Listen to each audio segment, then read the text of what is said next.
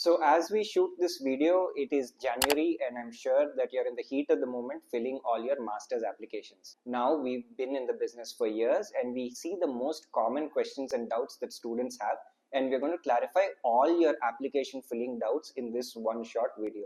Trust me, by the time you're done watching this, you will not only be completely relieved, but you'll save yourself a lot of trouble and time. So stay tuned.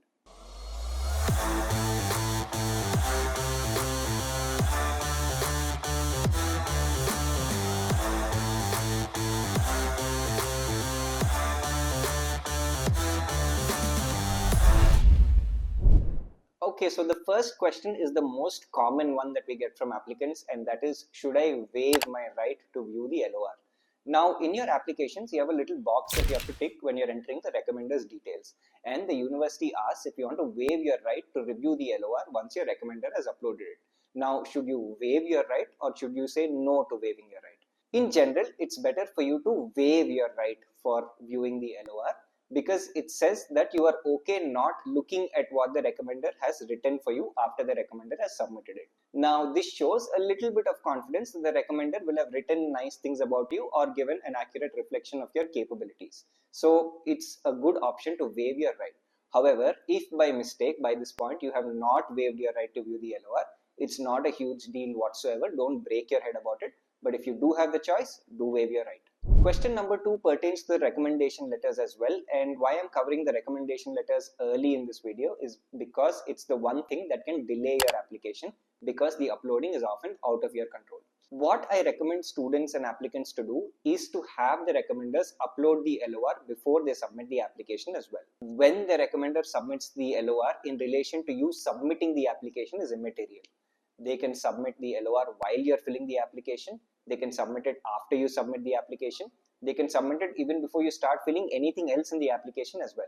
The key here is that it has to be done before the deadline. And hence, if you get it done earlier and not close to the deadline, it's going to save you a lot of stress. Now, even if the recommendation letter goes a few days after the deadline, most universities are kind enough to still review your application in that round. But if it goes beyond a reasonable point of time, then they may not consider your application. And also, there are certain universities that start reviewing applications immediately after submission on a first come first served basis, and therefore they won't start reviewing your application before the recommender uploads the LORs, because your application is deemed incomplete. Hence, it's a good practice to get it done earlier rather than later. Moving on is a very common question which can be troublesome even though it seems so simple: your first name and your last name. Now, while filling out these details, it has to be exactly as it is in your passport, and the nomenclature sometimes gets confusing. In the application, if the university is asking for your first name, it is the given name in your passport. Fill it exactly how it is. When the application asks for your last name, it is the surname in your passport. Now, sometimes people have middle names that are attached either in the given name section of the passport or in the surname section of the passport. So keep in mind that even though your given name might have your middle name attached, or your surname might have your middle name attached, and it may not be exactly how your friends call you or teachers call you, fill it exactly how it is in the passport. To reiterate again, the given name in the passport is the first name in the application, and the surname in the passport is the last name in the application. While we are covering some of the most frequently asked questions during the application process, there are some areas where you might be facing issues that we may not have included in this video. Hence, if you have any questions about application filling, please do comment below and our team will answer those questions for you. Alternatively, you can always schedule a free consultation call on our website www.gradvine.com, or by using the link in the description to ask your questions. We are always around to help. Now, let's move on to the next part of this video. Now I'm going to move on to another question which stresses out a lot of applicants, but my answer is going to help you relax and smile. A lot of times when you're reporting GRE scores from ETS, on the ETS portal, it shows that the scores are reported. However, in the university applications, it says the official scores are still not received.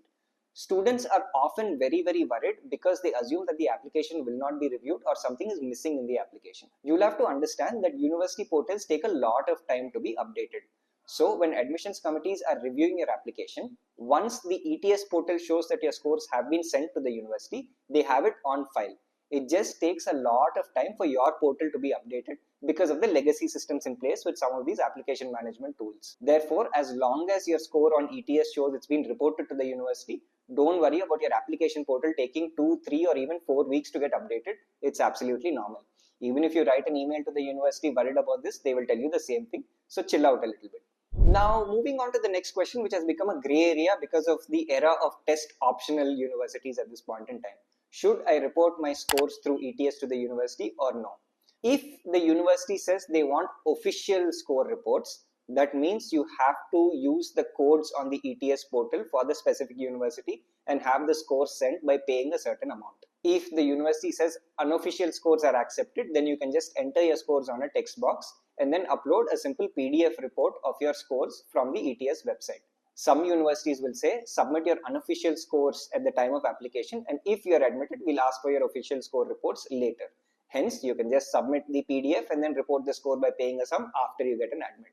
These instructions will be very explicitly mentioned on your application and the FAQ section of your university portal.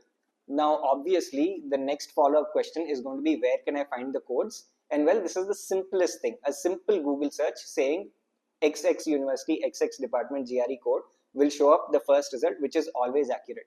For example, Purdue Computer Science GRE code. The first result on Google through the Google search summaries will give you the accurate answer. If you're doubting it a little bit, just click on it and you'll find the code accurately. Understand that the score just needs to go to the right school, which is the School of Engineering or the Graduate School or the School of Business or wherever your program is hosted.